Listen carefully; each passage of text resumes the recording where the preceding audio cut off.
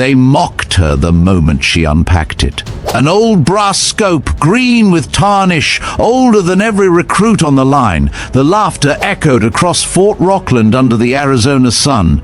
That thing belongs in a museum, they sneered. But when Lena Marlowe lay behind the rifle, the desert seemed to fall silent. One breath, one squeeze, and the impossible happened. Steel rang at a distance thought untouchable. A record buried for 35 years shattered before their eyes. What they dismissed as junk carried the legacy of a legend. Now it was alive in her hands. This is the story of how laughter turned into silence, and silence became control. This is VeteranBiker. Comment 1 if you're new, 2 if you've been with us, 3 if you ride with us every week. Like, subscribe, and stay to the end. The Arizona sun had only just cleared the horizon when Fort Rockland was already alive with movement. Heat shimmered across the parade ground, rippling the air above the gravel as recruits gathered in tight rows, their rifles gleaming in the light. Voices carried across the training range, young men and women boasting about their scopes, comparing numbers, bragging about contracts that promised cutting-edge precision. Lena Marlowe stepped into this noise with quiet steps, her boots scuffing the dust, her hands steady around a leather case that looked older than anything else present. The strap across her shoulder was cracked, the edges worn soft by years of handling. It seemed completely out of place among the rows of polished gear and carbon frames. Her presence drew glances at first, then murmurs, until Gavin Cross noticed the case and barked a laugh that turned every head. "What's that?" he shouted, loud enough for the entire line to hear. "A relic your grandfather forgot to bury." Mason Red leaned closer, smirking as his voice carried further. "Careful, Gavin, touch it, and you might catch dust older than your career." The laughter rolled across the line, echoing against the concrete barriers and back again. Some tried to hide their smiles, others leaned forward, eager to join the ridicule. Lena did not answer. She walked with even steps, set the tripod down in the hard earth, and unlatched the case. The hinges creaked, the lid opened, and the brass edges of a spotting scope appeared. Its metal was dulled, green with tarnish, the leather rest cracked. Not one detail spoke of modern engineering, nothing suggested sleek technology. It was heritage in brass and glass, standing in complete contrast to the digital displays glowing on the other rifles. Rachel Harper's voice came softer than the others, not mocking but uncertain. "You should borrow one from supply. Training's hard enough without antiques slowing you down." Tara Miles nodded, her tone more practical than cruel. "Old glass won't focus properly. You're setting yourself up for failure." Lena positioned the scope on the tripod, tightened each screw with careful pressure, and said nothing. Her silence rang sharper than any defense, her composure unshaken while the laughter dulled. Sergeant Ward's voice cut through the noise, commanding attention. "Pair up! Shooter and spotter, rotation begins now." The command left no space for chatter, only movement as recruits broke into groups. Names were called, positions assigned. Lena found herself alongside Daniel Iqbal, a man who rarely spoke but whose eyes missed little. He glanced at her scope with hesitation, opened his mouth, then closed it again, deciding silence was safer. Together they carried their gear to the firing position marked for 600 meters. Steel plates glinted far in the haze, small to the eye yet heavy with expectation.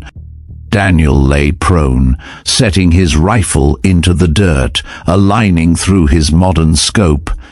Lena crouched low, cheek pressed against the cracked leather rest, peering through brass that smelled faintly of age and oil. The desert stretched across the glass, layered with heat, air trembling above the targets. She exhaled slowly, words leaving her lips like a murmur. "Winds from the right. About 6, maybe 7 miles. Mirage shows lift near the far edge. Hold a touch higher." Daniel hesitated, uncertain whether to trust her judgment over the digital readouts glowing beside him. Then he adjusted, squeezed, and the shot cracked downrange. A moment later, steel rang clear and true. Around them, other rifles fired, some wide, some scattering into dust. The recruits who had laughed earlier turned their heads, caught off guard by the sound of her partner's hit.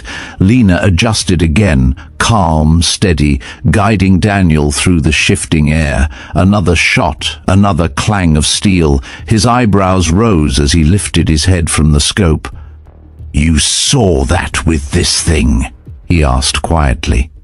She only nodded, eyes already studying the mirage. Whispers began to move down the line, a quiet ripple that unsettled those still struggling to place shots with technology. At 900 meters, Daniel fired once more, and the plate rang. The hush spread wider now, recruits trading glances, their earlier mockery caught in their throats. Sergeant Ward's clipboard moved as he marked results, his expression unreadable. The drill advanced to 1,050 meters. This time it was Lena's turn to shoot. Daniel slid behind the scope, offering calculated numbers as protocol demanded. She listened, but her focus stayed on the subtleties of the terrain, the grass bending along a ridge, dust lifting near a cluster of rocks, faint shimmer curling higher above the valley floor, her grip adjusted by fractions, her mind already ahead of the figures. Daniel whispered. The rifle cracked. Time seemed to stretch, sound swallowed by distance, until the steel target rang with a perfect strike. Silence followed. Mason cursed under his breath. Gavin muttered about luck, but both had lost the certainty in their voices. Every eye had seen the truth, and silence weighed heavier than any laugh. Steps sounded behind them, heavy, measured, deliberate. Captain Ryland Mercer approached, his frame broad, his scarred features unreadable. He stopped beside Lena, eyes falling on the battered scope. "Explain your method," his tone clipped, leaving no room for excuses. She rose, grounding her rifle, her voice steady despite the racing in her chest. "Observed the mirage and the vegetation, sir. Predicted layers of wind above the surface, adjusted accordingly. You ignored your spotter's data," Mercer pressed. "Yes, sir," she answered. "The instruments only read the surface. The upper air told a different story." Mercer crouched, lifting the scope from its tripod. His scarred hand turned the brass in the light, wiping away grime with his thumb. His eyes narrowed, catching the faint etching worn almost invisible. The digit stared back at him, a mark of distance and date. The year 1988 carved into metal, a record long buried. For a fraction of a second his composure slipped, the mask of discipline faltering. Then his voice came low, controlled. "Where did you get this?" "It was my grandfather's, sir," Lena answered, careful with every word. "Samuel Hale. He gave it to me when I was 12. Mercer's gaze shifted, recognition flickering in his eyes. He set the scope back onto its tripod, his movement slow, deliberate, almost reverent. "Report to my office at 1600. Bring the scope." Without another word he moved down the line, leaving Lena with a heart that hammered against her ribs. The rest of the session blurred into noise she barely heard. Targets fell, rifles cracked, scores were marked, but her thoughts stayed fixed on the way Mercer's expression had changed. She carried the scope back to the barracks that evening, the leather strap rough against her hand. Inside, the single bulb cast weak light across bare walls. She placed the scope on her blanket, fingers running along its seams. Something caught her attention, a line near the eyepiece that felt slightly raised. She twisted gently, cautiously. The metal gave with a faint click, the movement unlocking something unseen. Inside was a folded piece of paper, yellowed by years, edges fragile. Her hands trembled as she unfolded it. 3 lines of ink, faded yet clear enough to read. "Trust the wind, trust yourself." Lena sat motionless, the weight of the words pressing into her chest. The barracks around her seemed to fade, the silence filled only by the faint hum of desert wind through the open window. What had been mocked that morning was no longer just brass and glass. It was a legacy, carried across decades, waiting for her to find it. And now it had spoken. The paper trembled between her fingers, its edges frayed with age, the ink faint yet stubborn against the years. Trust the wind, trust yourself. The initials at the bottom struck harder than any shot she had fired. She folded it back with care, sliding it into her pocket as if protecting a fragment of her grandfather's voice. The scope lay in front of her, silent, waiting, as though it had guarded this secret for decades. Sleep came late that night. Every sound in the barracks magnified, the creak of a bunk, the cough of a recruit, the wind slipping through cracks in the window frame. Lena closed her eyes, but the words pulsed behind them. At dawn she rose before the others, pulled her boots tight, and carried the scope once more.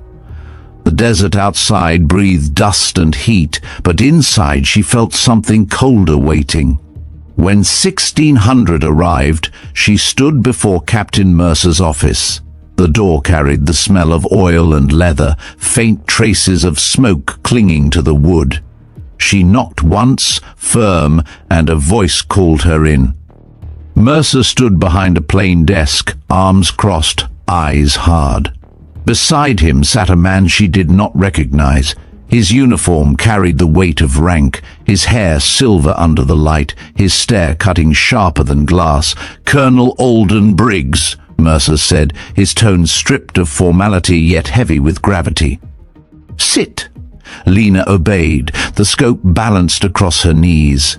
The colonel leaned forward, his gaze fixed on the brass edges as though they contained something more than metal. "Samuel Hale," he said slowly, letting the name settle in the room. Lena's chest tightened. "Yes, sir, my grandfather." Briggs nodded, eyes never leaving the scope. "We called him Beacon." The word struck like thunder, reverberating through her bones. "Beacon wasn't logistics," Briggs continued, his voice steady, measured. "He was the best long-range marksman we ever had. The engraving on that scope, not decoration. A record, one the military buried." Mercer added, "Some missions never see daylight." That shot altered outcomes no one outside classified walls ever knew. The room grew heavy, the silence between words pressing against her ears. Briggs opened a folder stamped with deep red ink. Photographs slid into view, grainy images of concrete buildings hidden in thick forest, fences topped with wire, mountains folding around them like shields. "This is Stone Ridge," Briggs said. "Off record, off map. It houses Project Ironvale. We cultivate people with unusual perception, hunters who can bend chaos into precision." Lena's hands tightened around the scope. "You want me there?" she asked, her voice quiet but certain. "You're not chosen because of bloodline," Briggs replied firmly. "You're chosen because you displayed the same intuition Beacon carried. You saw air layers others ignored. You trusted what could not be measured." Mercer's eyes held hers unflinching. "This isn't an offer, it's an assignment. You'll report by dawn." Lena inhaled slowly, steadying herself. "I accept." The colonel closed the folder, sealing her answer as final. By morning she sat inside a transport van, the scope resting across her lap, its weight grounding her as the world outside shifted. The road twisted through dry valleys, then climbed into hills that thickened with trees. The desert bled away, replaced by forests that swallowed the horizon. Fog rolled across ridges, dampening every sound, muting the rumble of tires against gravel. Chain-link fences appeared at last, tall and crowned with wire. Guards in muted uniforms stepped forward, their rifles unfamiliar, their expressions harder than stone. One checked her badge, another inspected the scope, but neither spoke. The van rolled through the gate and deeper into the compound. buildings rose grey and plain, stripped of decoration, industrial yet silent. Nothing about them spoke of training grounds, yet the air held tension like a coiled spring. The van halted near a set of concrete steps.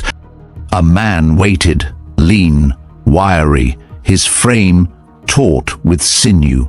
His eyes were pale, his stare sharp as broken glass. When he spoke, his voice carried gravel and command. "You're late," he said, though she was not. "I am Sergeant Elias Ward. I trained with Beacon. I bury excuses. You'll find no sympathy here." Behind her another truck arrived, brakes sighing against the cold air. The doors opened and the others stepped out. Mason Red climbed down with his usual smirk, the same arrogance that had colored every word back at Rockland. Gavin Cross followed, laughter still lingering in his posture, though quieter now. Tara Miles adjusted her pack with care, her eyes calm, her movements precise. Victor Harlow stretched his shoulders broad and steady, a presence built like a wall. Daniel Iqbal carried a case of instruments, his face unreadable, his silence holding steadiness. Ward looked across them all, his voice snapping like a whip. "5 of you, different strengths. Same test. Don't confuse invitation for acceptance. Legacy doesn't pay tuition, not even Beacon's." The words cut through the air, leaving no space for argument. The recruits exchanged glances, tension sharp enough to slice skin. The compound swallowed them next, grey halls stretching in long silence. Doors closed with heavy locks, bunks stood small but private, the stillness itself the only greeting. Lena sat on her bed, the scope beside her once again, its presence both comfort and weight. Morning came without trumpet or siren. Ward kicked doors open, dragging them into the cold before dawn. The air bit hard, frost rising from the valley floor, mist curling like smoke around their boots. Targets stood across the ridge, plates set at distances that climbed higher with each marker. Ward's voice carried no warmth. Diagnostic day, 3 shots per range, no excuses. We measure skill, not talk. Gavin went first. At 600 his round struck home, but further out his grouping scattered. Mason followed with swagger, his first shots tight until distance stretched, then misses widened. Tara took longer, steady breaths, patience yielding 2 clean strikes at greater range. Victor's performance solid, not spectacular, enough to pass yet lacking finesse. Daniel did not shoot, his role confined to spotting, calculations flowing from his lips with calm precision. Then Lena stepped forward. She lay prone at 600, glass pressed to her eye, scope whispering its old wisdom. Her breath settled, her pulse slowed, and 3 rounds sang true. At 900 and 1100 she adjusted calmly, her hits precise. At 1300 she steadied herself again, and the 3rd round rang dead center. The line grew quiet, recruits shifting uncomfortably as her consistency unfolded. Finally came 1550. She inhaled, studied the shifting air. Thermals writhed like serpents, twisting across the valley, pulling at invisible layers. Her first shot scraped the edge. The second missed wide, tearing dirt from the ground. The third veered further, lost completely. Mason smirked, his voice cutting. Guess the legacy fizzled. Gavin chuckled in reply, though his tone carried less conviction than before. Ward scribbled on his clipboard, expression sealed, offering neither praise nor disappointment.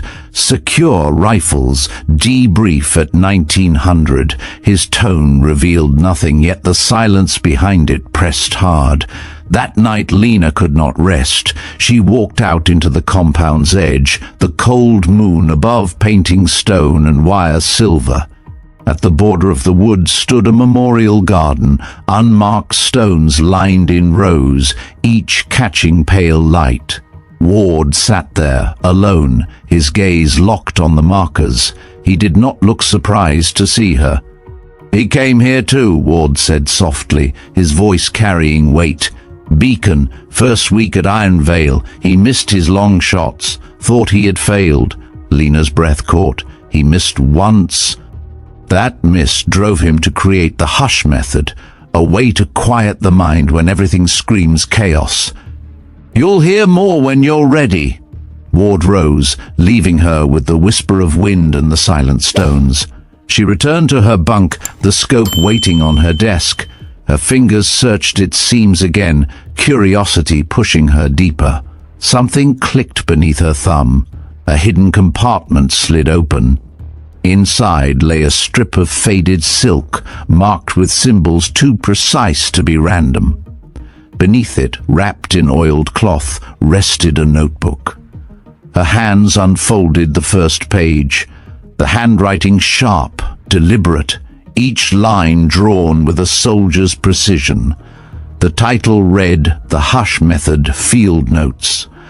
Diagrams stretched across the paper, notes about wind layers, thermal spirals, rhythms of patience. In the margins, personal reminders scrawled in firm strokes. Don't silence doubt. Place it aside. Hear the hush, not the noise. Lena stared until her eyes burned. The scope had carried not just a message, but an entire doctrine hidden within. A doctrine meant for her, waiting until this moment. She closed the book with trembling hands, the words echoing in her chest. Tomorrow would test her again. Tonight she had found, not failure, but the voice of Beacon, and Project Iron Veil had only begun to reveal its true weight. The bugle never sounded. At 4:30 the compound remained wrapped in frost and silence, yet Lena awoke without being called. Something in her chest pushed her upright, as if the notebook itself had stirred her before dawn. She dressed quickly, boots crunching against frozen ground as she stepped into the dark. Sergeant Ward waited at the edge of the range, his breath steaming in the cold, his figure cut from shadow against the mountain wall. Without a word, he placed the faded silk strip into her hands. "Not a keepsake," he said, voice gravel low. "This is how you learn to see. Map the valley. Don't fire. Read the air and write it here." Lena unfolded the cloth, tracing the circles and lines drawn years before. Her stomach knotted as she realized her grandfather's marks were not symbols of memory but instructions, a way of recording the hidden rivers of wind. She lay prone on the frozen ground, glass pressed to her eye. Through the battered scope, the valley shimmered with distortions invisible to anyone else. She began to mark them, her hand moving across the cloth with hesitant strokes. A curl of air spun near the ridge, a steady push bent the treetops, an updraft rolled along the canyon floor. Hours passed without pause, her fingers stiff from cold, her body aching, yet she continued. When at last Ward returned to her side, he studied the marks without expression. His jaw flexed, his eyes unreadable. "Closer than most on their first week," he said finally. "Keep at it." He turned away, but a single nod betrayed approval. By dusk she returned to the barracks, body heavy, but inside she felt the faint spark of progress. The others expected rest, but no rest came. Ward marched them into the forest after nightfall, his voice carrying no hint of compromise. No lanterns, no electronics, only rifles. Targets are out there, hidden. The hush method decides who stays. The woods swallowed them in blackness, branches clawing against shoulders, earth soft with damp leaves. Breath clouded the air, the smell of pine thick and wet. Mason cursed as he stumbled through undergrowth, his sleek scope useless in the dark. "I can't see a thing," he muttered, frustration seeping into his tone. Tara steadied herself but missed her first attempt, the sound of her shot echoing into emptiness. Victor tried calculating in whispers, numbers useless without clear input, his voice breaking into silence. Lena dropped flat against the earth, cheek pressed into soil. She closed her eyes for a moment and listened. A stream gurgled faintly to the north. Leaves rustled east to west. Crickets stopped singing when the wind shifted. She inhaled, centered herself, and let instinct take hold. A rifle cracked, the round vanishing into shadow. A second later, the ring of metal carried back through the trees. The first hit of the night. Ward's head turned, his face unreadable, but the silence that followed spoke louder than any praise. Again she adjusted, aligning not by numbers but by rhythm, by the hush that settled between gusts. The second target fell, then the third. She exhaled slowly, her body buzzing with calm, each sound of impact confirming what the notebook had promised. The exercise ended with others shaken, their faces drawn tight. Mason stormed back to the clearing, rage burning in his eyes. "Luck!" he spat. "Blind chance!" Ward cut him off, voice sharper than steel. "Luck doesn't draw maps in the dark. Marlowe saw what you didn't. Shape up or ship out." The words struck deep. Rumors spread the next morning that Mason might be cut for arrogance. He sat alone in the mess, silent for the first time since she had met him, his food untouched. Lena approached, her steps careful, her tone calm. "Don't quit," she told him quietly. "We need every rifle here. Beacon never walked alone." Mason looked up, confusion flickering across his face. For once he did not sneer. He nodded once, the fire in his eyes dimming. That small moment saved him from dismissal, though neither of them said it aloud. 2 days later, Ward announced the long-range trial, his voice clipped, his gaze sweeping across the group.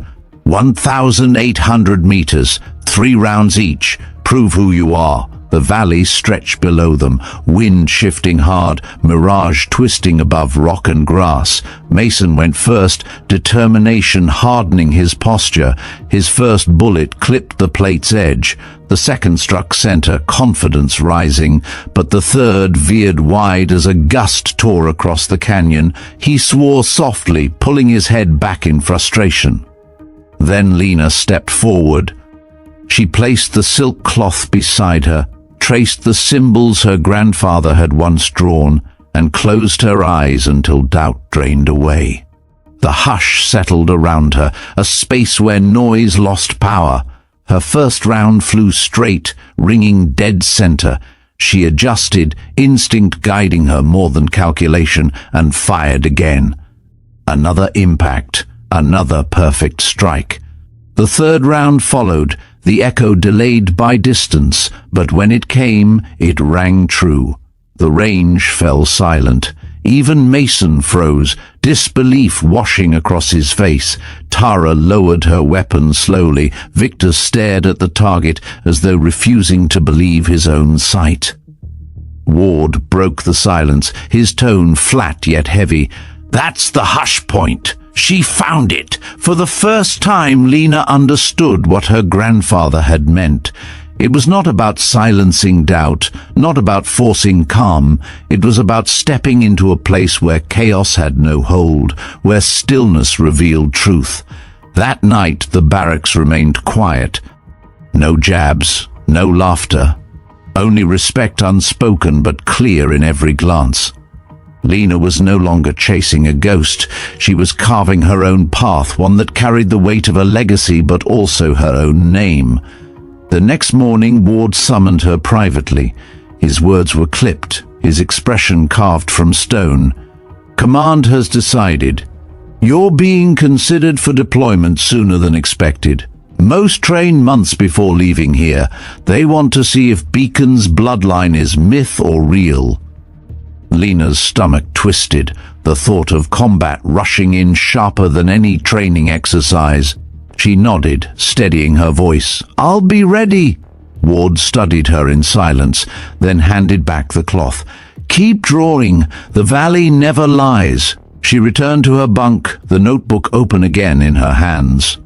Diagrams sprawled across the pages, her grandfather's notes whispering to her across time. She copied the lines into her own journal, repeating them until they became muscle memory. Trust the wind. Trust yourself. When lights dimmed and the others fell into sleep, she remained awake, tracing each mark again and again. Tomorrow would not be another lesson. Tomorrow she would face the first true test of everything the hush method demanded. And somewhere beyond Stone Ridge, the world waited to measure her against a record 35 years old. The order arrived without warning. Ward's boots echoed in the barracks as he called her name, his tone leaving no room for hesitation. "Pack your gear, Marlowe. Briefing room in 10. The others looked up from their bunks, silence falling as quickly as the command had landed.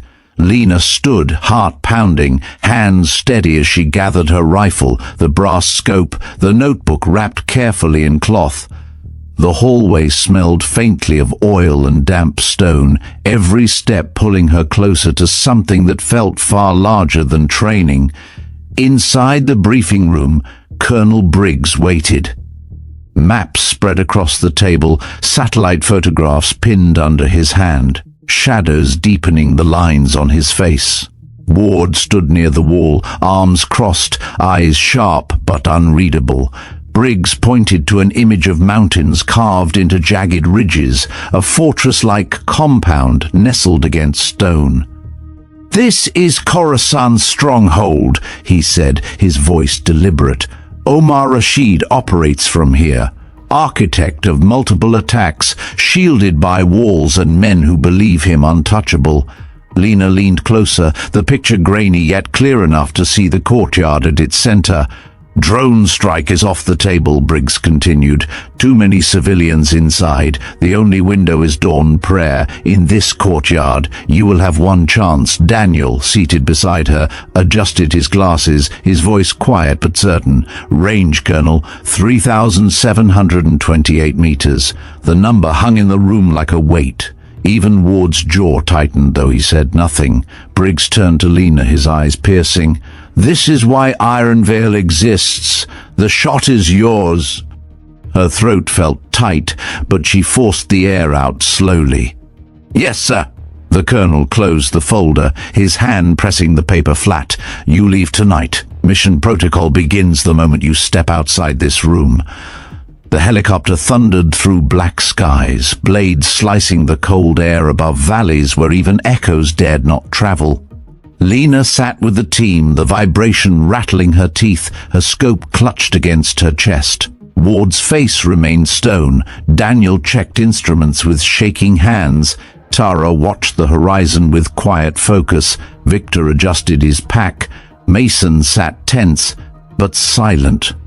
The bird dropped suddenly, flaring as the pilot cut engines, landing hard against the slope. Boots hit dirt. The air smelled of dust and pine. The sound of rotors faded into distance.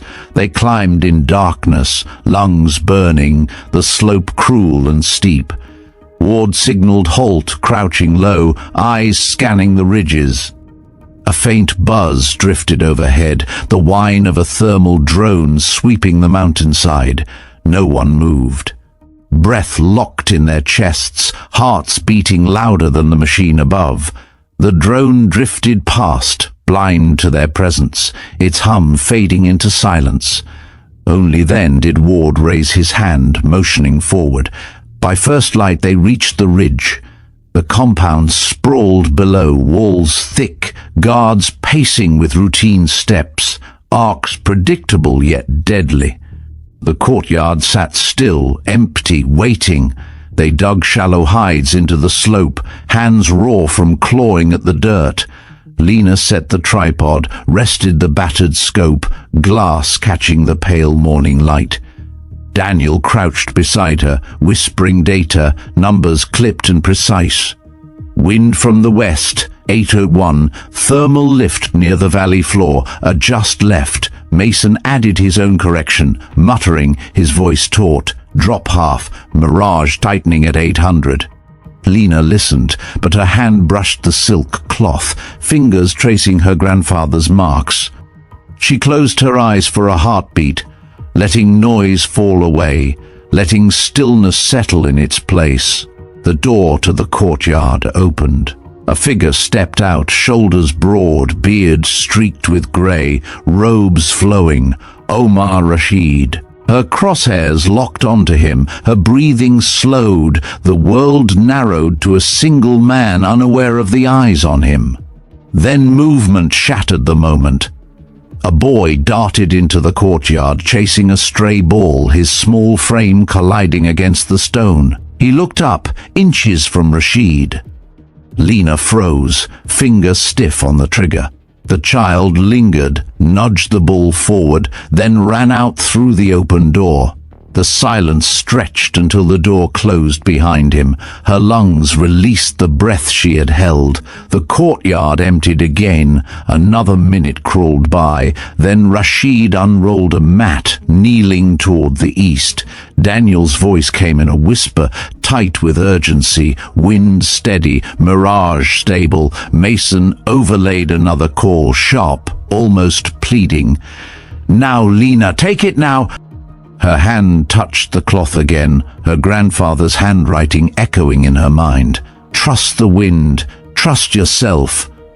She exhaled, the rifle steady beneath her cheek. Trigger slack eased. The shot cracked.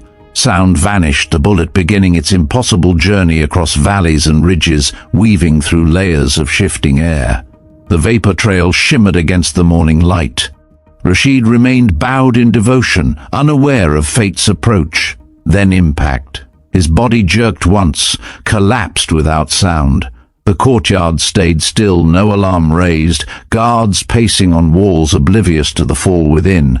Daniel whispered confirmation, his voice barely breath. "Target down." Ward lifted binoculars, his face unreadable, then gave the signal to pack, but headlights swept across the hillside, a patrol truck crawling along the path, its beam slashed over rocks, creeping dangerously close to their hide. Lena felt her pulse hammer, Mason stiffened beside her, Daniel's hand trembled. The light crept nearer, pausing as though searching. Then it shifted away, rolling past, leaving them untouched. Ward's order came sharp, move, extraction in 12. They retraced their steps with silent urgency, boots careful, prints erased with each movement.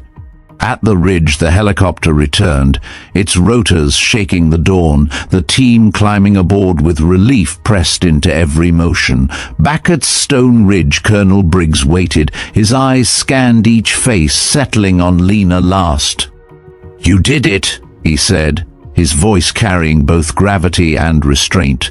From a drawer he drew a small wooden box, opening it to reveal a silver medallion etched with a flame surrounded by mountain peaks. "Only 12 have received this. Your grandfather was the first. You are the 12th. The room hushed. Even Mason lowered his eyes. Tara's gaze softened. Daniel exhaled quietly. Ward gave the slightest nod, approval hard-earned. Briggs closed the box, placed it in Lena's hand.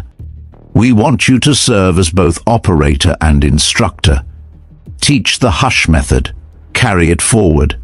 Lena felt the weight of the medal, the scope at her side, the silk cloth folded against her chest. Her answer came without hesitation. "I'll do both. The field proves the classroom." And for the first time since she had arrived, silence in the room felt like respect, not doubt. 6 months later, the range at Stone Ridge echoed with new voices. 7 recruits stood in line, their gear bright, their eyes sharp, each one believing themselves ready for whatever test waited. Lena Marlowe walked across the firing line, the battered scope hanging from its strap at her side. The brass edges caught faint light, scars carved by time, the leather worn nearly smooth. Whispers moved among the rookies, their glances shifting from her to the strange old instrument she carried. One young lieutenant could not resist, his words spilling with confidence. "Captain Marlowe, that thing belongs in a museum." The line chuckled, eager to see how she might defend it. Lena set the tripod in the dirt, placed the scope with calm hands, and turned to them. "So I was told once," she said, her voice even. "Go ahead, compare it." She slid the scope across to him, her hand steady, her gaze direct. He smirked, leaned down, pressed his eye against the glass. The grin faltered, his posture stiffened as the view sharpened beyond what he expected. Through that old glass the valley appeared with clarity untouched by haze, the mirage layered in ways his polished optics had never revealed. He pulled back, confusion replacing pride. Lena said nothing. The silence carried its own lesson, weight heavier than any lecture. She returned to her position, laying prone, cheek against the stock, breathing slow. "Today we measure control," she said, her voice calm yet firm. "Not noise, not excuses. Wind will speak if you listen. Find the hush." The recruits lowered themselves, rifles ready, their eyes glancing toward her before settling again on targets far beyond. Shots cracked, some rang steel, others scattered into dust, their frustration building with every miss.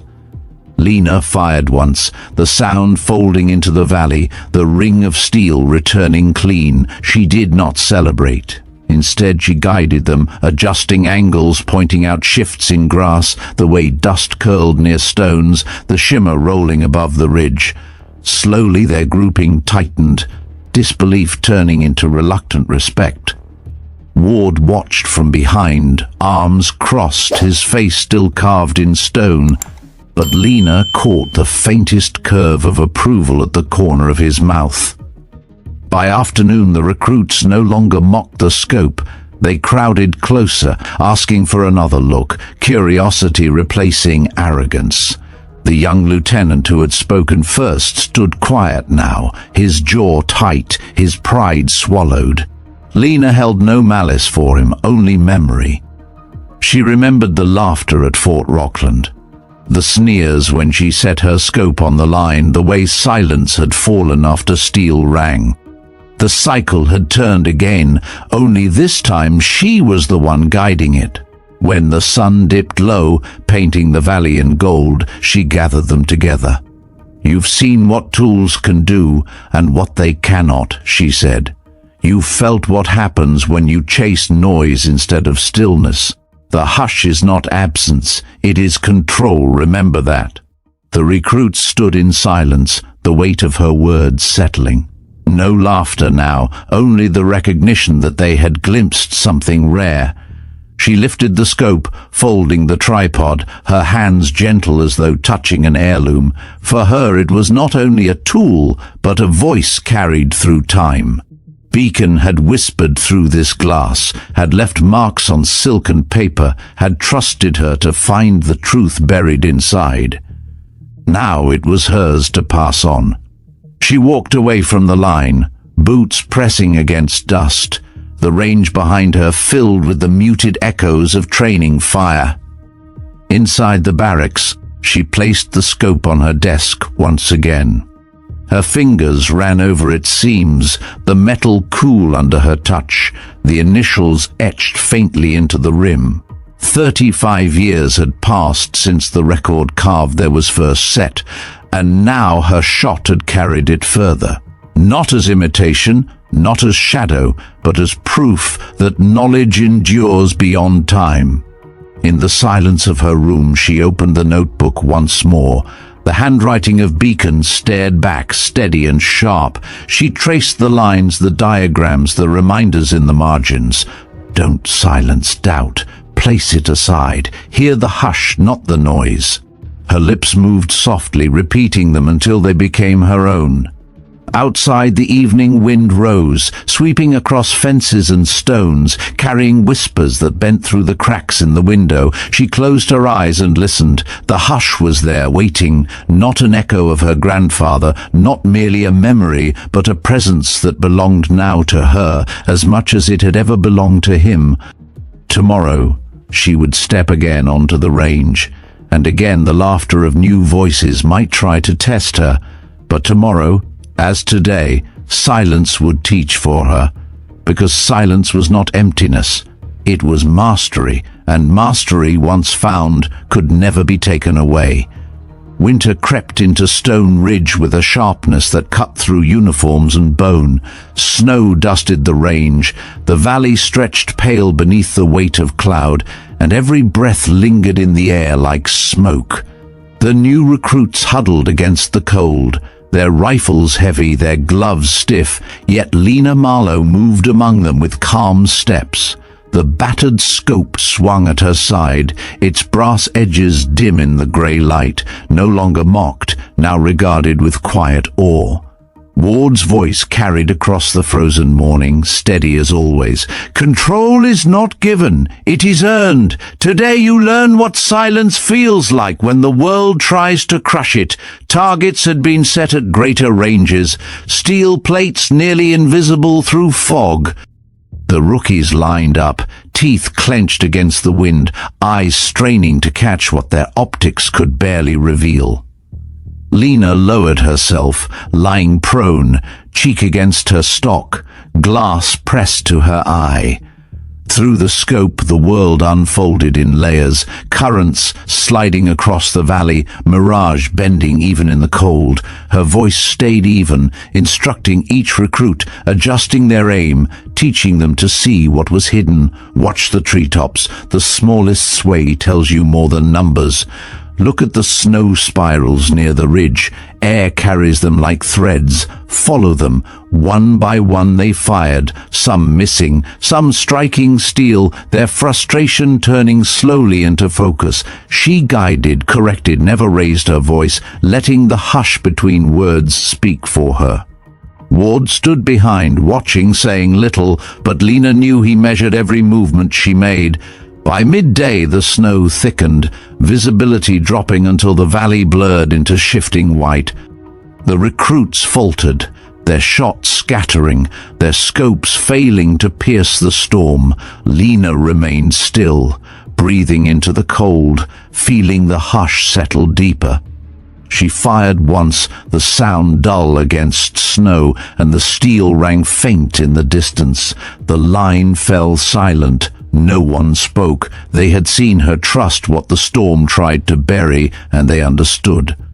That evening the barracks warmed with low light and quiet talk. The rookies sat closer, no laughter, only questions spoken carefully, their respect no longer hidden. Lena listened, answered when she chose, her words brief, each one weighed. She thought of her grandfather's notes, the faded silk still folded inside her pack, the medallion resting in a drawer, its flame etched into silver. The cycle had begun again, knowledge passing forward, silence shaping another generation. Yet outside the compound the world had not paused. Rumors filtered in, whispers of operations unfolding, threats rising in corners unseen. Colonel Briggs summoned her after lights dimmed, his office lit by a single lamp. He gestured toward the chair, his expression grave. "We will need you again soon. This place trains soldiers, but you are proof the method survives. Command intends to test that further." Lena met his gaze, her answer quiet yet steady. "I will be ready." Briggs leaned back, the shadows deepening across his face. "Readiness is not enough. Control must hold when others break. That is what Iron Veil demands." She nodded, the scope heavy in her thoughts, her grandfather's voice echoing once more.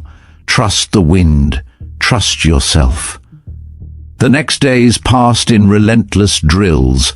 The recruits rose before dawn, trained until dusk, and collapsed into bunks with muscles burning. Lena stood among them, guiding, correcting, demonstrating. Every missed shot became a lesson, every frustrated sigh redirected into patience. She reminded them that silence was not the absence of sound, but the mastery of it. Ward pushed them harder, his voice cutting like stone, his expectations unyielding. Yet Lena felt his eyes on her often, measuring how she carried the weight of instruction and the burden of history. In those eyes she saw something she had never seen before. Not doubt, respect. On the 6th morning, when frost still clung to the barracks windows, Ward gathered the recruits and spoke words that carried beyond the cold. Every unit has moments that define them. You saw one when Captain Marlowe fired beyond what records allowed. She now carries that lesson forward. You will listen and you will learn. The rookies straightened, their eyes fixed on her, the scope glinting faintly against the pale light. Lena stepped forward, her voice quiet but steady. You laughed at this once, she said, tapping the brass. So did others. But this glass carried a truth numbers could not. It showed me silence. It gave me a way to hear what others ignored. That is what I pass on to you. Learn it. Because one day the world will not give you a second chance. The recruits nodded, no one daring to smirk. They had seen too much now to doubt. Snow continued to fall outside, blanketing the compound in stillness. Inside, Lena Marlowe carried the legacy of Beacon Hale, not as shadow but as her own. The laughter that once mocked her had been buried under silence, and that silence had become her command. The hush was no longer a secret hidden in brass and silk. It lived in her voice, her breath, and in the rifles of those she trained. And when the next call came, as Briggs promised it would, she knew she would face it not as a student, but as the one chosen to carry the hush forward. The storm that had blanketed Stone Ridge finally broke. Snow melted into rivulets along the concrete paths, and the valley floor glistened with thaw. Training never paused. But the rhythm shifted, the air no longer biting, the ground no longer frozen stiff. It was in that new stillness that Sergeant Ward gathered the recruits at the ridge for a trial unlike any before. This is not about drills, he said, his tone clipped. This is about proof. Today you face the distance that separates talk from truth. The line of rookies shifted nervously, their eyes flicking toward Lena Marlowe. She stood calm, the battered scope resting beside her. The silk cloth folded inside her pack, the notebook heavy with lessons written long before her birth. The test was set at 1,800 meters, 3 rounds each, no excuses. Mason Red went first, determination stiffening his shoulders. His first shot scraped the edge, a hint of progress. The second rang center, confidence flickering. The third veered wide, torn away by sudden gusts. He cursed softly, stepping back with frustration etched across his face. Gavin Cross followed, his smirk gone, his posture careful. 2 strikes close to center, then 1 stray, his jaw tight with disappointment. Tara Miles lowered herself next, her patience visible in every measured breath. 2 hits rang steel, 1 slid off the side, her calm never breaking. Victor Harlow steadied himself, broad shoulders firm, but his grouping scattered, enough to pass, not enough to impress. Daniel Iqbal remained in his role, data flowing in whispers, his calculations sharp, his voice carrying across the cold air. Then Ward called Lena forward. She knelt, spread the silk cloth across the dirt, and placed the scope on its tripod. Her hands traced the familiar marks, symbols drawn by Beacon's hand, the echoes of a man whose legacy had shaped her path. She closed her eyes for a moment, breathing deeply, allowing doubt to drain away. The hush returned, the silence that cut through noise, the stillness that revealed truth. Her first round cracked, the valley absorbing the sound. The ring of steel returned, faint yet certain. Her second round followed, clean, centered, leaving no question. The third hung in the air, time stretching, the echo delayed, then the steel answered again. The range fell quiet. The recruits froze, disbelief etched across their faces. Ward's voice broke the silence. "That is the hush point. Marlowe has found it." The words carried like stone, undeniable, final. Respect shifted through the group, silent yet heavy, each one realizing they had witnessed something that no calculation alone could deliver. That night, the barracks held no jokes. Instead, the rookies sat in a circle, their questions cautious, their voices quieter, their pride tempered. Mason lingered longer than the rest, his gaze fixed on Lena. For the first time he spoke without sarcasm. "You pulled me back when Ward was ready to cut me," he admitted. "I thought you wanted me gone. Why didn't you let me fail?" Lena's reply was steady, her eyes holding his. "Because no one wins alone. Beacon never walked this path by himself. Neither will I." Mason nodded, the arrogance that once colored every word softening into something closer to resolve. The following morning, Ward called them all into the cold again. Orders had arrived from higher command. There would be no long wait, no extended preparation. An early field deployment had been approved, and one among them would be chosen. Briggs appeared at Ward's side, his presence heavy, his expression unreadable. "The Council wants proof under real conditions," he said. "Most units spend months before first contact. But one of you will go now. The decision has been made." Every head turned, the weight of expectation suffocating. Mason's mouth opened, then closed again. Tara's hands tightened against her rifle. Victor stared at the ground. Daniel lowered his eyes. Ward's gaze settled on Lena. "Pack your gear," he ordered. "You deploy tomorrow."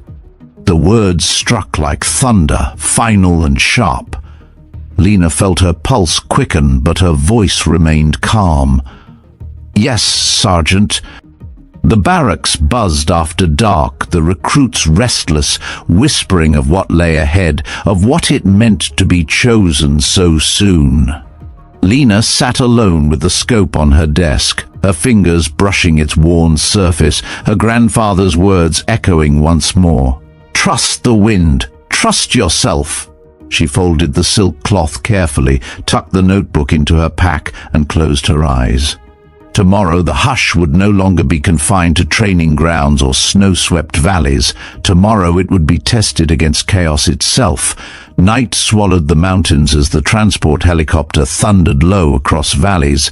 The rotors carved the cold air, sending vibrations through every rib and bone of those seated inside. Lena Marlowe sat among the team, her scope cradled in her lap, the strap wrapped tight around her hand as though anchoring her to something beyond steel. Ward crouched near the door, his face expressionless, pale eyes fixed on the horizon that remained invisible beyond the black. Tara Miles adjusted her gear in silence.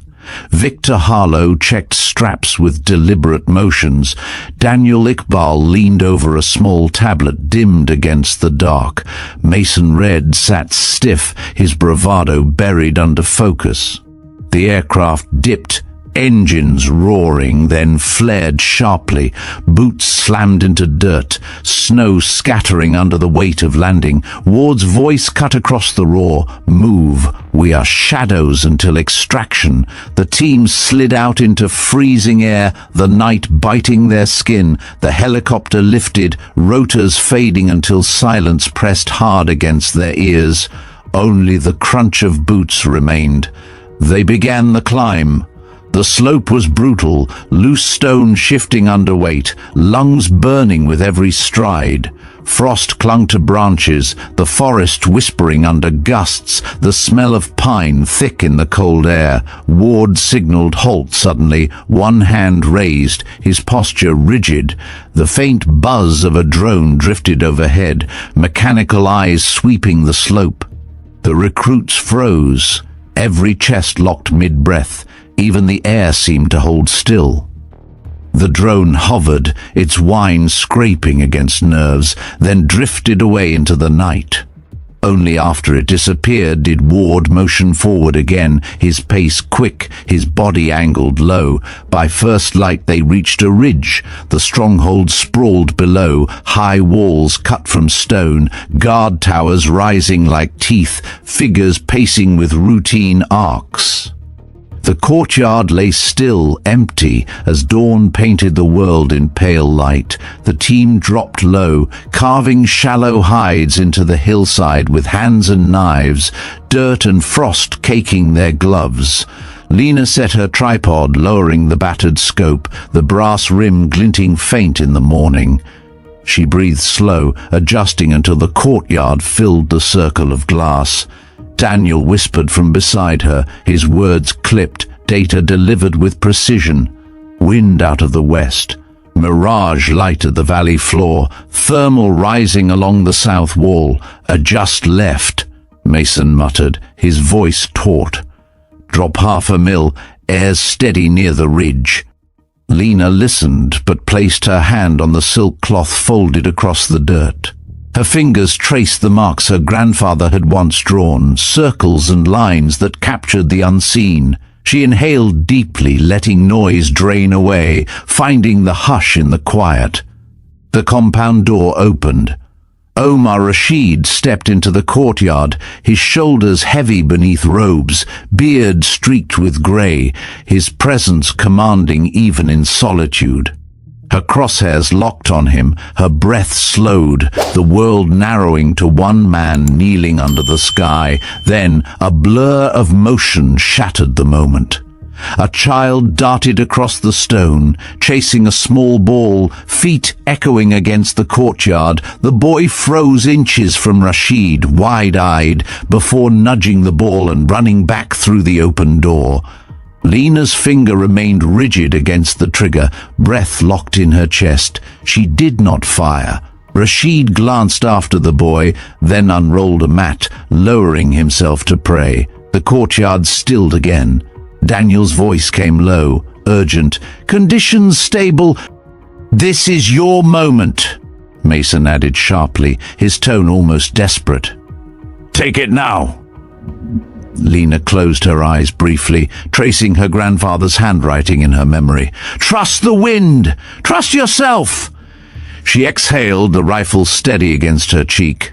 Trigger slack eased, the shot cracked. Sound vanished, the bullet carving its path across valleys, slipping through currents unseen, weaving past spirals of rising heat. Through the scope the vapor shimmered, faint against morning haze. Rashid remained bowed, unaware. Impact. His body jerked once, then fell forward, lifeless against stone. No alarm followed. Guards paced walls oblivious, their routine unbroken. Daniel confirmed with a whisper. "Target down." Ward gave a hand signal, sharp and decisive. "Pack, move." The team collapsed gear, burying prints, erasing presence, but headlights cut across the hillside, a patrol truck creeping along the path. Its beams slashed through brush, creeping dangerously close to their position. Every muscle tightened, breath locked, fingers frozen against cold dirt. The light swept closer, pausing as though searching. Mason stiffened, his helmet catching a glint. The beam lingered. Without thinking, Lena reached across, pulling him hard into a crevice between rocks, her grip crushing his shoulder. The light passed, grazing stone inches above, then moved on. Engines faded. The truck crawling down the trail, unaware of the shadows hidden within reach. Mason's chest heaved, eyes wide, but he said nothing. Ward glanced once at Lena, the faintest acknowledgement flickering in his pale gaze before he motioned forward again. They moved quickly, erasing every trace, heart still pounding. 12 minutes later they reached the extraction ridge. The helicopter roared back, rotors slicing dawn air, the team climbing aboard with movement sharper than drills. Back at Stone Ridge, Briggs waited. The debrief room carried weight, silence heavy, every face lined with fatigue and relief. Briggs's gaze fixed on Lena, his words slow but resolute. "You did what many said was impossible. A record buried for 35 years has been broken." He opened a drawer, producing the wooden box once more. The silver medallion gleamed, flame etched into mountain peaks. Your grandfather was the first to receive this. Now you are the 12th. The room hushed. Even Mason lowered his eyes. Tara's expression softened. Victor stood taller. Daniel exhaled with relief. Ward inclined his head, the rare gesture carrying more weight than any speech. Briggs placed the box into Lena's hand. We ask you to carry forward not only as an operator but as an instructor. The hush method must endure. Lena felt the metal cold in her palm, the scope warm against her side, the silk cloth folded close to her heart. Her answer came without pause. I accept. The field proves the classroom. The team dismiss, yet the silence in that room lingered long after. For Lena Marlowe, the hush had moved beyond brass, beyond silk, beyond lessons passed down. It now lived in her hands, her voice, her choices. She had carried a relic into battle, and that relic had rewritten history. But more than records, she had protected lives, preserved silence where chaos should have roared, and ensured the hush would remain unbroken. As evening settled over Stone Ridge, recruits gathered at the range again, unaware of what had just unfolded miles away. Their laughter softened when Lena appeared, the old scope hanging at her side. One whispered to another, their tones hushed with respect. She stepped onto the line, set the scope on its tripod, and spoke only once. The hush teaches for me. Watch and learn. The valley stretched before them, the same air her grandfather had once mapped, the same silence she had now claimed as her own, and in that moment the hush carried forward, not as myth, not as rumor, but as truth that could no longer be denied. Spring had come to Stone Ridge. The snow that once clung to the pines had retreated, replaced by buds and streams carving paths through thawing earth. The compound, though unchanged in steel and concrete, breathed with new energy. A fresh group of recruits filed across the training ground, their voices loud, their boots scuffing against gravel with the same mix of pride and nerves Lena Marlowe remembered too well.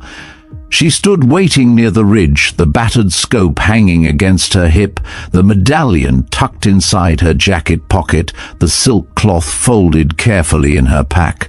Ward's figure loomed behind her, pale eyes narrowed, arms folded across his chest, but he did not speak. This was her range now. The recruits clustered in small knots, their brand new optics flashing in the sun, polished gear gleaming as though technology alone could guarantee success. Their laughter carried across the valley when they saw what she carried. One of them, a tall lieutenant with a jaw set firm from confidence more than experience, pointed with a grin. "Captain Marlowe!" he called, voice loud enough for his peers. "That old thing should be under glass in a museum. Surely you don't expect us to take it seriously." The others chuckled, echoing the words with youthful arrogance. Lena felt the sound ripple across the field, so familiar it drew memory like a knife. She remembered the jeers at Fort Rockland, the smirks when she set her tripod, the disbelief that silence had crushed so easily, but her face remained calm. "So, I was told once," she replied, her tone even. "Go ahead, see for yourself."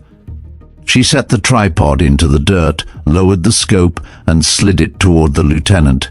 The grin stayed on his face as he bent low, one eye pressed against brass tarnished with decades of touch. Then the smirk faltered. The valley leapt into focus with a clarity his sleek glass had never revealed. Heat, shimmer danced in layers, not as blur but as pattern, the subtle currents visible only through that old lens. He pulled back quickly, his pride wounded. Lena said nothing.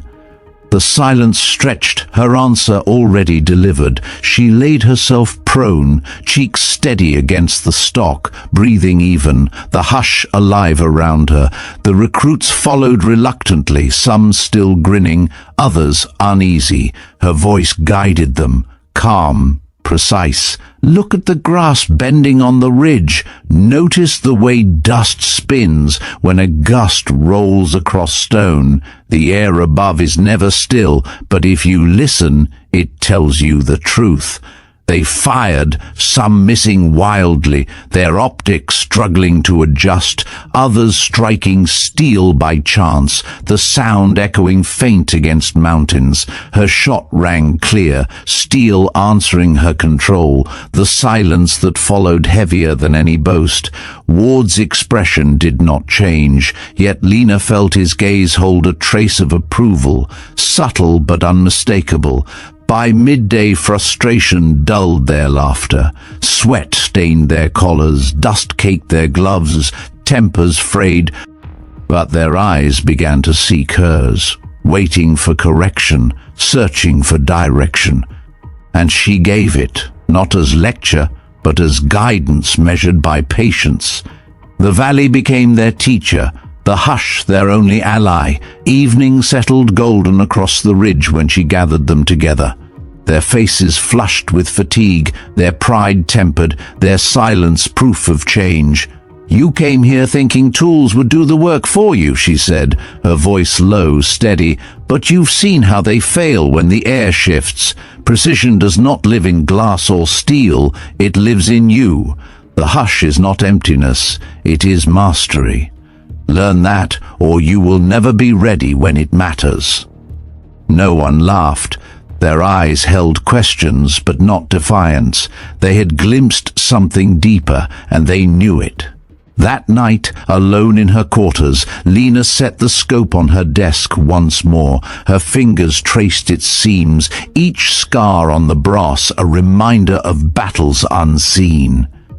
She unfolded the silk strip, the symbols her grandfather had drawn, fading but alive, lines that captured currents no machine could ever measure. She opened the notebook, Beacon's words etched across each page with deliberate care. "Don't silence doubt, place it aside. Hear the hush, not the noise." She whispered them quietly, the room still around her, her voice blending with the faint wind curling through the window. Her grandfather had hidden this truth for her to find.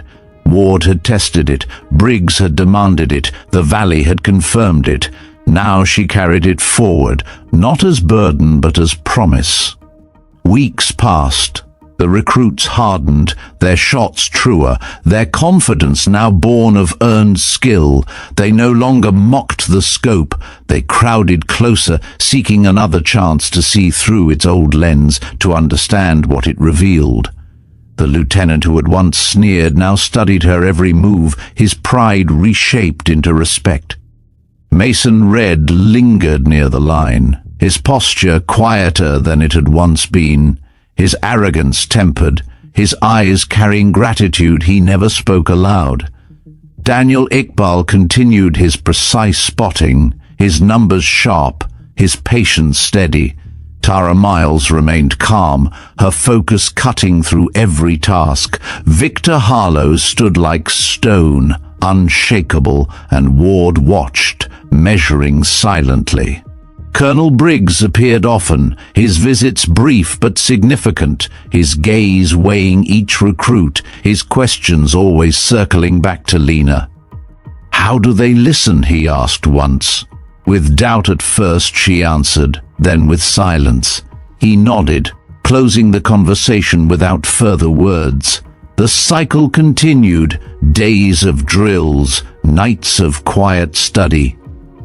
Lena read Beacon's notebook until she could see the diagrams behind her eyes, until the words, etched into silk, lived in her breath.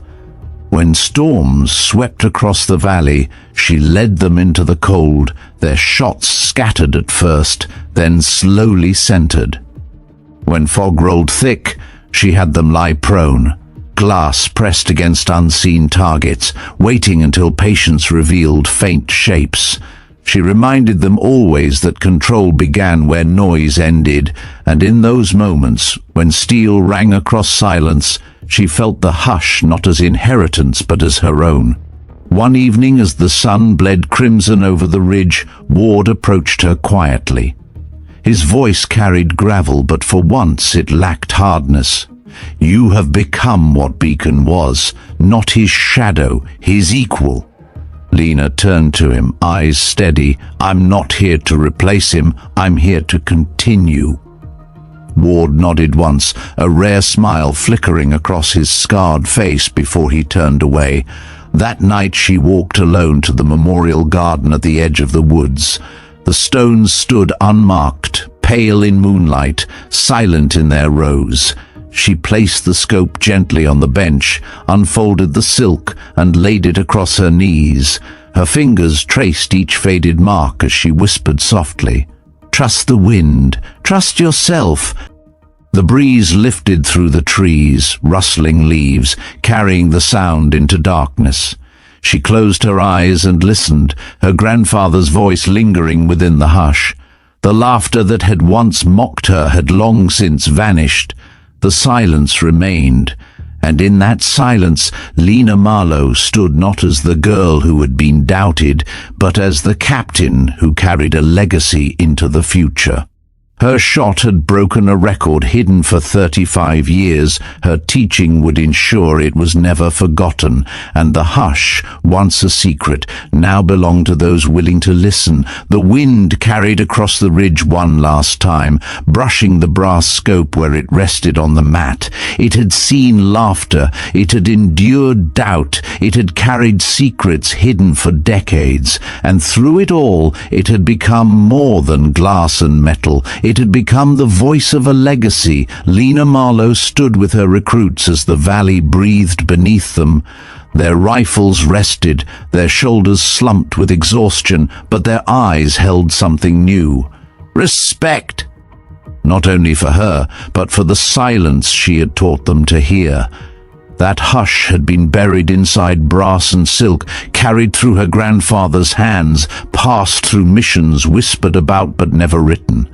And now through her it had been spoken again, the record broken on a distant morning. The bullet that traveled further than anyone believed possible had already become part of her story. But the shot itself was not the lesson. The lesson was that silence is not absence. Silence is mastery. It is the moment when the world screams chaos and you find stillness inside. It is knowing when not to fire, when to wait, when to trust.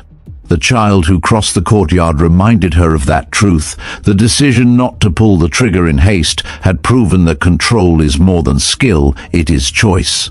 That is what the hush demands, and that is what she now carried forward. The valley was not quiet because rifles had stopped. It was quiet because every recruit on that line finally understood. They understood that noise can lie, that numbers can falter, that machines can fail, but the hush never betrays those who listen. Lena walked along the row of her students, their faces lifted toward her, their eyes seeking her approval. She gave them none. She gave them only the same silence that had been given to her, because silence teaches. It waits. It lingers longer than words. That was her gift to them, and her responsibility to carry. She thought of her grandfather, Beacon Hale, whose hand had etched the silk, whose notes had filled the notebook, whose record had stood unbroken for 35 years. He had hidden pieces of himself inside a scope so that one day she would find them. And she had. Not just the diagrams, not just the doctrine, but the belief that silence was control, the belief that trust is stronger than doubt, the belief that knowledge endures. Now she stood in his place, not as his shadow, but as his equal. The medallion glinted faint against her chest, its flame and mountain peaks a reminder that she was now one of 12, the 12th to hold it, the first to teach it forward. The recruits whispered among themselves, but their words faded into the air. They knew laughter no longer belonged here. The hush had taken its place, and as the sun dipped low across the ridge, the valley glowed gold, and Lena Marlowe's silhouette became part of the silence itself. The story you have heard is not just about distance measured in meters or shots carved through shifting wind. It is about a woman who carried doubt on her shoulders, faced ridicule at every turn, yet trusted what she knew. It is about a relic that proved more than polished technology. It is about a record that no one believed could be touched. And it is about silence, the kind that bends chaos into order. Lena Marlowe taught her recruits that silence is not weakness, it is strength that does not need to shout. It is discipline written in patience. It is control found when everything else unravels, and it is a lesson they will carry long after her voice fades. The hush does not belong to one soldier, or one family, or one record. It belongs to anyone willing to hear it, and that is what matters most. Now I turn to you. What do you hear when the noise of the world surrounds you? Do you hear only chaos, or do you find the stillness hidden within it? Where are you watching from tonight? Tell us in the comments below, because your silence, your strength, is part of this story too. You have been with us through this journey, through laughter, through doubt, through the breaking of a record older than many of us. If this story moved you, if it reminded you of what silence can hold, subscribe to VeteranBiker and join us for more. Because here, silence speaks, and stories like this will always ride on the wind. The hush carries forward into the next shot, into the next lesson, into the next life it touches. Thank you for staying with us. Thank you for listening. And thank you for trusting the silence. This has been VeteranBiker. Stay with us, subscribe, share your thoughts below, and join us for the next story waiting on the horizon. The end of one ride is only the beginning of another. We will see you on the next road.